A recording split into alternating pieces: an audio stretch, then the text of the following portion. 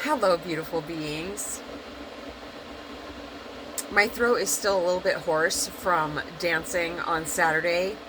My oldest son in law and his friend put together big music festivals, and it was wildly successful. I danced for 5 hours. It was so much fun. Rain or shine, the turnout was tremendous. So I couldn't be happier for him. Okay, so one thing that I do, like with anorexia, is I tell on myself if I have slipped into anorexic behavior before, and that really, really helps me. It helps me to remain accountable. If I'm telling people about it, then I'm not hiding it as as as much as I was before. I don't hide that stuff anymore. I have overcome anorexia. So the other thing that I'm still working on is medical marijuana. And I don't feel tortured by thoughts about whether I should or not do it. I am using it in my life right now, and I am fully admitting that the whole forgetting when I am making videos, that's about using marijuana. There's a natural forgetting that happens when I'm creating videos when I'm not smoking, but not not nearly as much as when I'm smoking. And I know this may seem very elementary to you. However, when a person is in the midst of a life lesson, it's not 100% clear yet. That's why it's a lesson. And I'm learning my way through it. For me, myself, I'm not telling anybody that they should use marijuana. However, for my life, I still I'm finding balance with it because I do feel that I have an endocannabinoid deficiency in my body. I don't know that there's a test for that. I'm not sure. However, I do. Oh, one of my beautiful friends just messaged me. I do feel that it does help I just keep seeing the word system. I do feel like that the CBD helps my system. Also, if I use a dry herb vaporizer, that doesn't seem to bother me either. Edibles, they're great too, as long as I don't eat too much. I have a scale. I write down how much. I always ask, how much should I eat right now? And I see a number come up, and sometimes I overshoot that number. I'm like, oh yeah, I'm already home. It doesn't matter. I can have a little bit more, but I don't need a little bit more.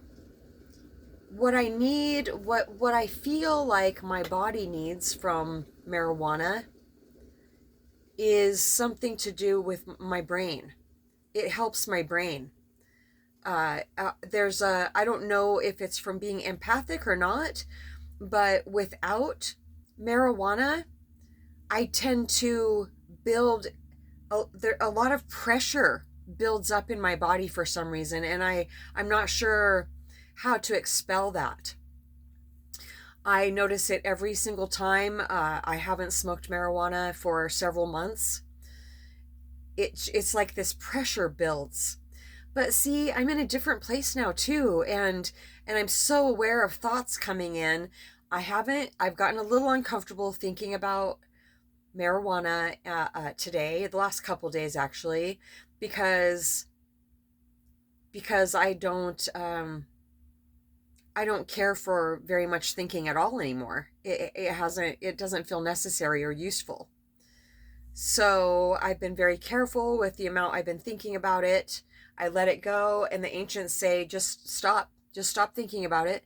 You're cleaning a house right now. You don't have to figure this out. I don't have to figure anything out. The answer always comes, and when I release enough resistance around it, then I believe whatever I've been asking questions about and really trying to fine tune and balance in my life, I will get a definite answer once and for all. This one just seems to be a little bit longer. They're saying also that one reason marijuana can be really challenging to navigate, whether I should have it in my life or not, is because the collective conscience is the vibe from the collective is very potent as far as marijuana goes, whether that be negative or positive. And I pick up on that, and they're saying that's one reason. Convoluted? That's one reason it doesn't just seem to be this is just news to me, and it's absolutely beautiful. It makes so much sense. Thank you so much, you guys. Because I can go, well, after I've realized something, well, that was really obvious. Well, we don't know until we know. And somebody watching this is probably going, well, I know what you should do. Well, no, I don't know what anybody else should do. I can think I know what they should do.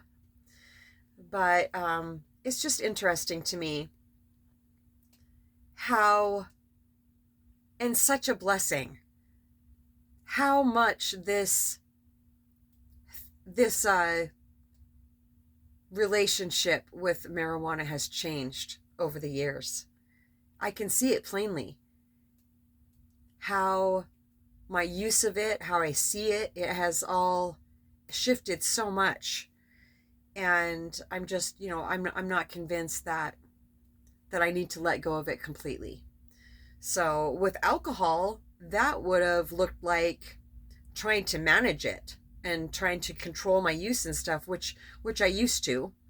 I was a daily drinker for the last 4 years of my drinking experience, and I was really, really good at hiding it. I was so good at pretending like I wasn't inebriated, drunk. Same thing. They just like to use different words in case somebody doesn't know what inebriated means.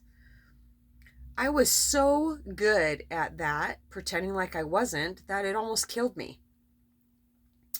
I could be out with my fiance at the time and having such a wonderful night, and then all of a sudden I was too drunk to dance. And that was my guideline, is if I couldn't dance, then I had no business drinking more. And that's one thing that kind of threw me off, is about, maybe I'm not an alcoholic because, before the daily drinking, because I could go, I didn't drink every single day of the week. And when I did go out, I could control it. I could stop drinking for several hours if I was feeling like I had had too much. So that gave me the illusion that maybe I was a normie. But no, everybody in my family was raised by like alcoholics and addicts, and it runs in our family. And why would I be the one that would escape it and just be able to drink naturally and normally? No, those people are fascinating to me.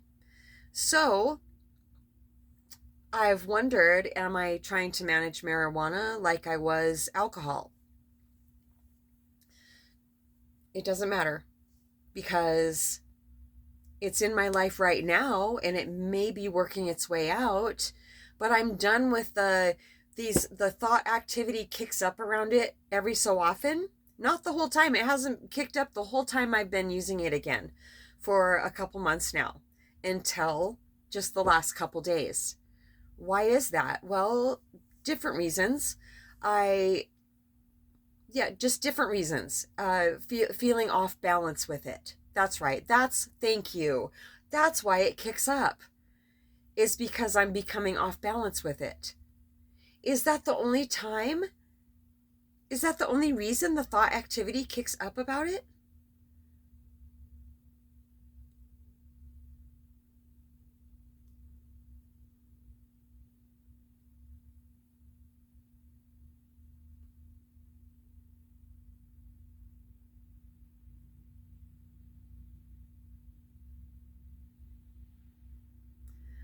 They're not saying anything anymore, but my lips are vibrating. That's an affirmative. Okay, thank you. Wow, okay. See, I resisted making this video because it feels very vulnerable to put my what I'm personally going through. I feel, yeah, it can expose me when they're speaking and I'm speaking. I don't know why I say I'm sorry. I'm still working on having it come out of this mouth together. So we get a little jammed up there for a second. And I was really excited about that response I just got too. It took a minute because I had a bit of resistance. Like, I wanted to hear it so badly, and I wanted it to be the answer that I wanted to hear. So so making a video like this talking about marijuana yet again,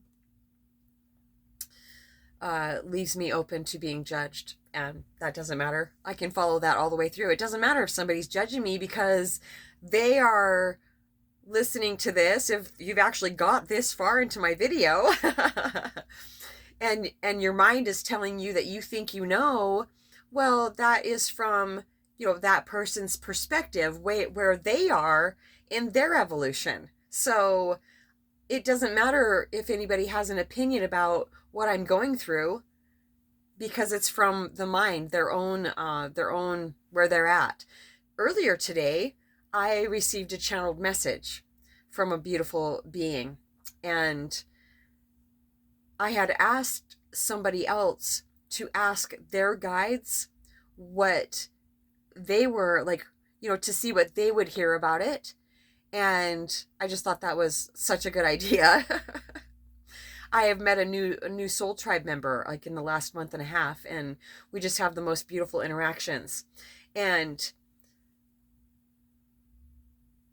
they didn't answer, but somebody on their channel answered that has recently, one of my newest beautiful elicorn, that's elephant and unicorn together. I don't know. I don't really like the word corn in there though. I like it when it's unicorn, but not elicorn. Yeah, I don't know. I'll call you my elephant subscribers and my unicorn subscribers, because, the elephants, we hold each other up. Maybe just unicorns because, well, they're saying just call them whatever you want in the moment. Yeah, we'll make up even more beautiful names for you, because I just admire you. I love you so much for staying with me for so long, and for being so open, like to actually listen to what's coming through, because it's not everybody's cup of tea. But hopefully as time goes by, it will be more and more people's flavor. What would I do without the ancients? What did I do without them? Well, I was trying to just go on my own brain power. No, they were always there, they're saying, and all my guides also, and of course the divine who is breathing me and beating my heart. I've never been alone. That was an illusion, but it's a very real illusion, isn't it? It feels very real and very scary. But my mind is more and more in its natural state. Very, very little thinking, and I just feel completely relieved about the whole, that whole marijuana, all the questions that were up all of a sudden about it. It's because I was becoming off balance with it. Period. It's been a lovely experience for the last couple months. Not in my head about it, but recently, and I'll tell you what it is too. I was given a bong from somebody very close to me, and so I was feeling like an attachment to it because they gave it to me. And I've been using it, and for my throat and my lungs. Well, I wasn't though. I wasn't I was dry herb vaping and using edibles, because I make my own like Hershey's chocolate marijuana edibles from the vaped marijuana that I use. And so what were we saying about that? I'm not high right now. So that was just a little bunny trail, but we're still on the same subject. What were we saying? I don't know why it bothers me so much to forget. It makes me feel unintelligent, and I watch so many other videos, and other people don't forget. So I'm gonna have to look up ADHD when I get off of here and see if that's a major symptom. I think it might be. So, right, okay, so I didn't, thank you, ancients. They're like, if you didn't forget, what you wouldn't be able to ask us. Um, they like reminding me. They're so sweet to me. They just always want me to be as gentle as myself on myself as possible because the answers will always come. I have plenty of time. I'm not getting it wrong, they're saying. So, about a month ago now, I had only been using the edibles and the dry herb vaporizer, which does not hurt my lungs and throat. I'm not suggesting you do it.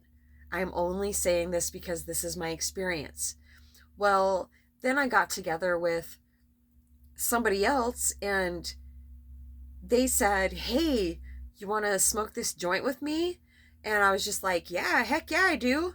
I paused for a second because I wasn't, combusting it. I decided I wasn't going to do that anymore because it's bad for my. They keep saying system today for some reason, but that it is. This is all inclusive, vibrationally, physically. This is what I'm working on. Is finding balance with everything in my life, food, marijuana, everything, overextending,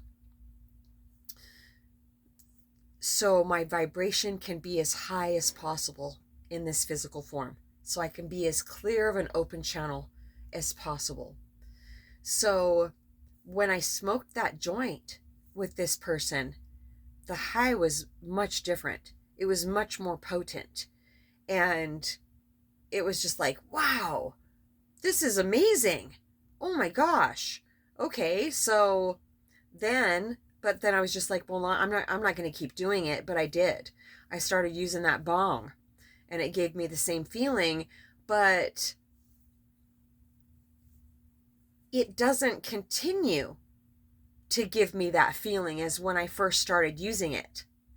What it's been doing now is just making me really tired and hurting my throat and my lungs. And I mean, I don't like it. I don't like how it's feeling. It makes me feel anymore. And so just holding satsang with you, I got my answer. I found my balance. And right after I get done recording this video, maybe I should pause it and let you watch me do what I'm about to do. I'm going to go to storage and get my little bubbler with the little glass bowl. And I'm going to get my bong and I'm going to smash them with a hammer. Because for me, if I don't do that, there's the potential that my mind later on this afternoon, my mind will say, which it does, and I'm shining my light of awareness on it right now, fully. It says, your throat and lungs are clearing up a lot. You haven't smoked one bong bowl today. One wouldn't hurt. Plus you have that cotton filter you've been using over it. I'm sure that, that has helped a lot. It's very rational, very logical why I should do something that is not good for me. Using marijuana because I have an endocannabinoid deficiency is a lot different than chasing a high, they're saying. And I know that logically, and it's sinking in to every cell of my body right now. And this is an action that I'm going to take, just like an action, like if I was with a guy and he was really bad for me, I would break up with him. I used to get a big, like a metal bowl out and put all the love notes and all that stuff in there, and I would burn it. And that person would message me. It didn't matter how long it had been since we broke up. It was eerie. So I know that taking an action really, really creates they're just showing me this beautiful energy wave. I can think all day, oh yeah, I just won't, but I'm gonna, I'm gonna make sure I don't. I would have to go buy these things again, which I'm not going to do. I love myself so much.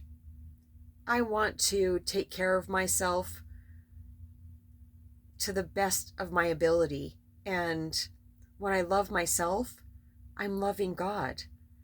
It's 100% reciprocal, they're saying.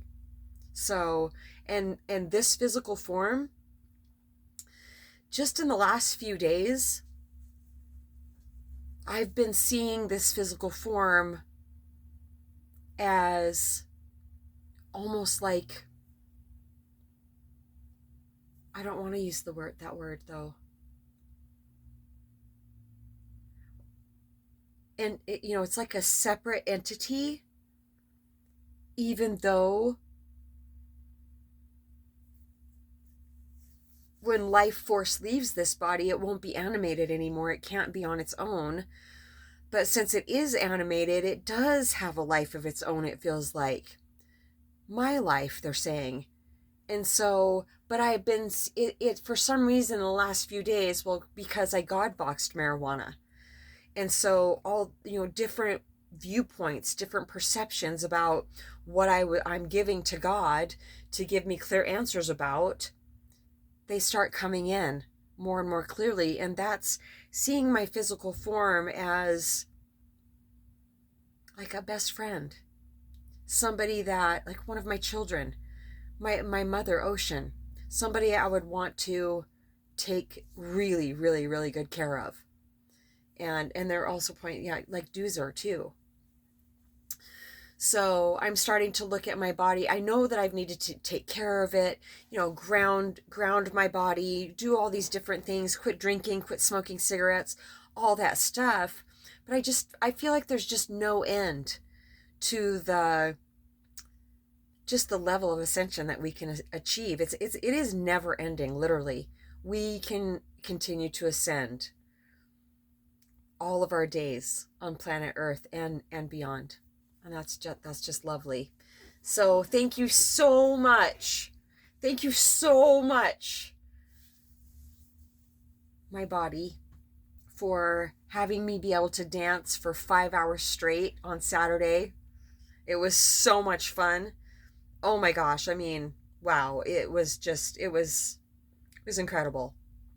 I am so proud of my oldest son-in-law. He has put his heart and soul into creating these festivals for people when people just didn't even believe in him. And Saturday, I don't know if I already said this, but Saturday was his most successful turnout. And I mean, it was electric in the air. And normally we'd have to travel quite a few hours away to be able to go to a music festival like this, but it was literally like 10 minutes away, and absolutely amazing. I met so many incredible people. Yeah. So, Ancients, is that it for now? Thank you so much for sending me such beautiful energy also.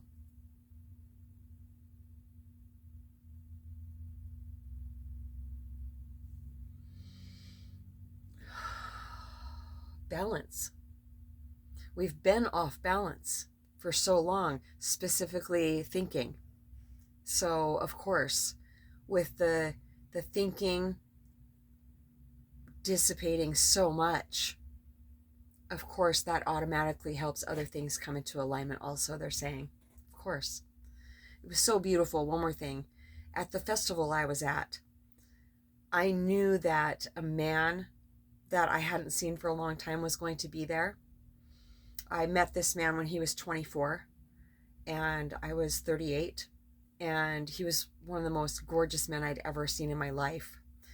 And that was in 2004. And so it was a long time, it's been a long time, and I've seen him off and on throughout the years, But it's been about 3 or 4 years now, I believe, and I was really excited to see him. Oh, I couldn't wait because my confidence level is nowhere near where it was when I was hanging out with him before. It's just wow. I just couldn't wait because I've had this man like, up there in my mind. He's been up there. And when I got there, I was waiting for friends and family to show up, and I glimpsed him across the way, across the grass. It was a huge, huge place that we were at. It was called Depot Park. And I glimpsed him, and I was just like, oh, there he is. My gosh. And he was wearing a really big, baggy hoodie. And I thought, oh, he must be working. He must be helping my son-in-law set all this up. No. A while later, I'd been dancing quite a bit. I was just having such a wonderful time. He came up beside me and like hugged me from the side. And I looked up and I was just like, oh, hey. And right away, cocaine, cocaine, cocaine. It didn't matter what he said. It was cocaine. And I knew that he, from very early on, he started using that. And I didn't know if he still was or not. But yeah, all these years later, he just looks, and he has the big hoodie on because he's so thin. And yeah, it was, he's gritting his teeth, and he just felt so empty to me. And I don't feel sad about it because this is what he chose for his path before he came here. But, we hugged each other for such a long time, and I said it's so wonderful to see somebody that I used to know so long ago, and that I haven't seen for so long. And it's always so nice to see somebody. Well, not always. There was a couple evil people there, like full-blown psychopaths there. But my whole family knew. We've had experiences with these people, and we knew that these were flies in the ointment. But it's so beautiful because they don't affect us at all. They're on the outside, like they're on the outskirts. The evil, one of the most evil people I've ever encountered in my life, I actually bumped into him.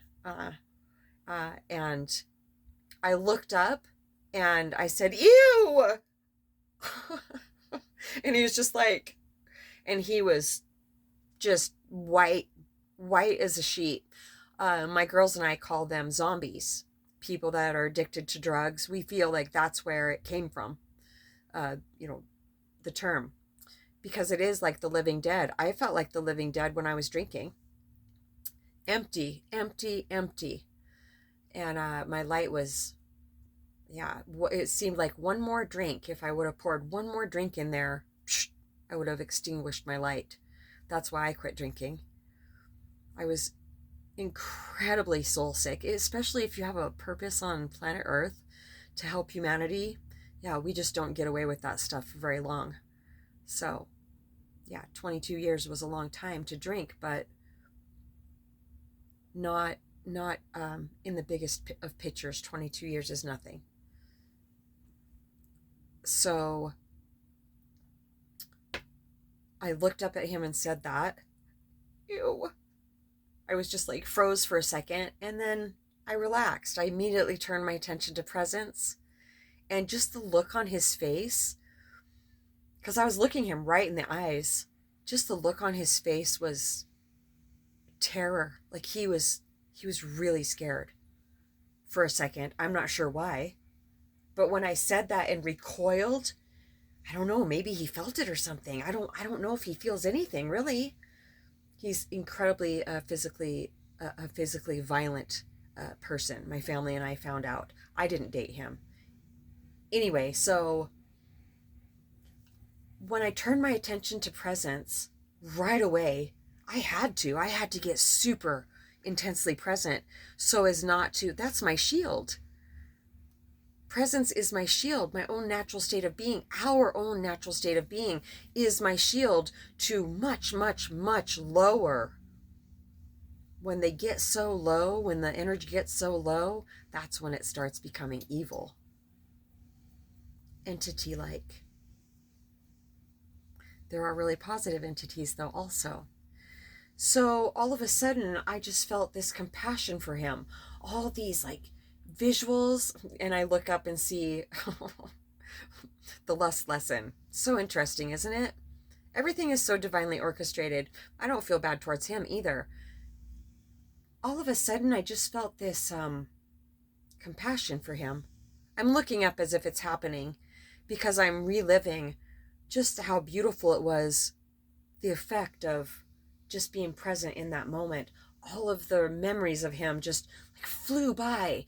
Even his mom coming in my door one day when he was a teenager, and she looked at me and she said, "Why do you tolerate so much from him? Why is your tolerance for pain so high?" And I said, and that was a beautiful, poignant moment, wasn't it? That was the divine themselves, the divine itself, stepping through my door and holding up the most beautiful mirror for me. Because I had already been in therapy for so many years at that point. I understood what she was saying, and I said, I just keep hoping that he'll change because he seems like such a good boy, like such a good kid, but he's like a dog with a mean streak.